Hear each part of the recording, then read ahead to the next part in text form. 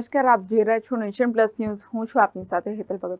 વડોદરા દશામાની શોભાયાત્રામાં નાચવા બાબતે ઝઘડો થતા યુવક પર હુમલો કરવામાં આવ્યો હતો. ઇજાગ્રસ્ત યુવકનું સારવાર દરમિયાન મોત થયું હતું.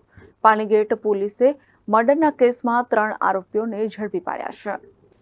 કિશનવાડી વુડાના મકાનમાં રહેતો 19 વર્ષનો પિયુષ ઠાકોર ગત તારીખ 1 સાંજે 7 વાગે દશામાની શોભાયાત્રામાં ગયો હતો.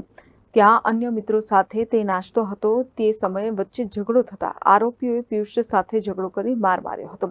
પિયુષના માથામાં કડું મારી દેતા લોહી નીકળવા લાગ્યું હતું. ત્યાંથી બચીને પિયુષ ભાગતો હતો. તે સમયે ડિવાઈડર સાથે અથડાઈને પડી જતા બેભાન જેવો થઈ ગયો હતો.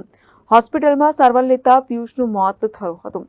પાણીગેટ પોલીસ સ્ટેશનના પીઆઈ એચ.એમ. વ્યાસે સીસીટીવી ફૂટેજ, ખાનગી વિડીયોની ચકાસણી હાથ ધરી. આ ગુનામાં સામેલ ધર્મેશ નગીનભાઈ સોલંકી, રવિ જીવનભાઈ તડવી તથા રાહુલ ભાઈલાલભાઈ પરમાર આ ત્રણેયને ઝડપી પાડી વધુ કાર્યવાહી હાથ ધરી છે. કેમેરામેન નવનીત પરમાણી સાથે Satyam Nyaskar, Nation Plus News, Vadodara. સમાચારોના સતત અપડેટ મેળવવા માટે અમારી નેશન પ્લસ ન્યૂઝની યુટ્યુબ ચેનલને સબસ્ક્રાઇબ કરો, બેલ આઇકન દબાવો અને જોડાયેલા રહો ફેસબુક, ઇન્સ્ટાગ્રામ અને ટ્વિટર પર.